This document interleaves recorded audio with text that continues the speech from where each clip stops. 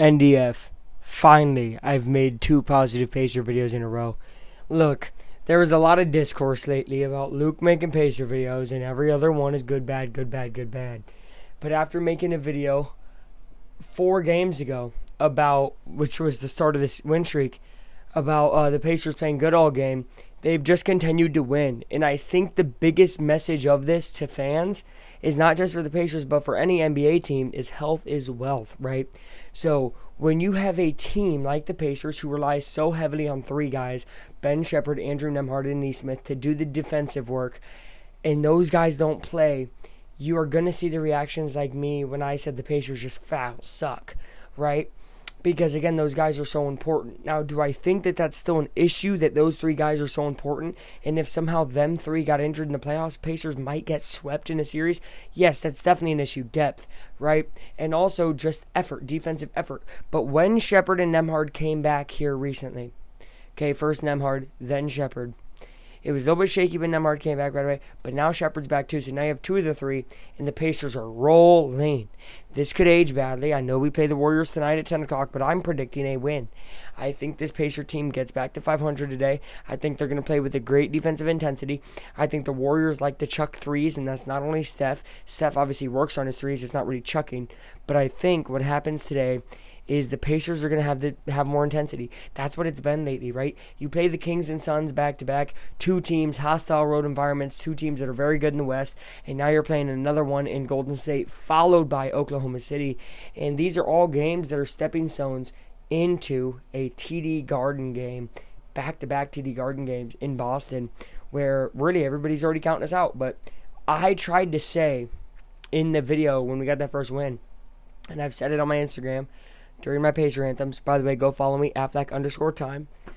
Spelled just like this YouTube channel. I've said before that Pacers play good. They play up to their competition. Issue is they play down to their competition sometimes too. A lot like the Pittsburgh Steelers in the NFL, for all my NFL fans. And for baseball fans, I don't know. I don't know what team does that, but maybe you're a fan of them. Comment down below. Look, my point is the Pacers can beat anybody on any night, and they can also lose to anybody on any night. But when they are on, they are on. Rebounding, defense, shooting, paint pressure. Everything was there against Sacramento. Everything was really there for 3 of the 4 quarters against the Suns. They really haven't been playing bad quarters. You know, they haven't really been playing bad halves like this team. Pacers are fighting consistency, and again, I think it's because of health. And if Nesmith comes back, it's estimated he'll come back after the OKC game. If the Pacers can win one of the next 2, let's say they lose tonight, but they beat OKC, or they win tonight, lose to OKC. If they can win one of the next 2, right, be 1 game under 500, and get Nesmith back, I think the Pacers get a sweep of the 2-game TD Garden stand in Boston. I believe that. I just think he brings so much energy. These defensive guys don't just play defense. They bring intensity. They bring paint pressure with Nembhard. They bring shooting with Sheppard. And when Nesmith comes back, they bring pressure on the paint and shooting. Nesmith is probably the most versatile defender/offensive player that we got. Nembhard can obviously shoot the 3. He doesn't prefer it, though. He wants to go to the paint. Sheppard, he can go to the paint, but he doesn't prefer. He prefers staying on the outside. Nesmith will do either one.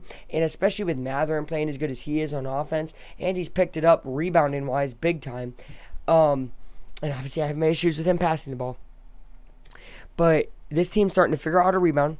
Obviously Sabonis got 21 of them, which is crazy, but outside of like Sabonis getting those big times when big rebounds were needed, the Pacers got them. So yeah, maybe Sabonis is getting them when the team's down 13 and he'll get a bucket and make it 11, but then when the game's an 8-point game, Pacers are getting that defensive rebound and running it back across the court. So timely rebounding, timely defense. And by timely defense, I mean they've been playing defense from the beginning of the game.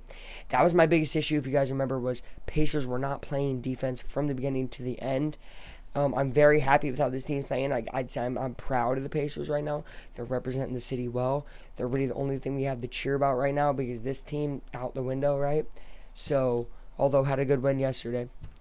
But yeah, Pacers, I mean, overall, just very excited with their direction. Once Neesmith comes back, the league is in trouble. Watch out for the Pacers in the coming weeks. I think they still probably can only get to a 6 seed, maybe a 5 if they're lucky. But because of all that losing early on and how good the East is at the top, it's going to be hard to get better than that. But as we know, 6 seed last year and what they did. So never sleep on the Pacers because they will wake you up. Have a good day, guys.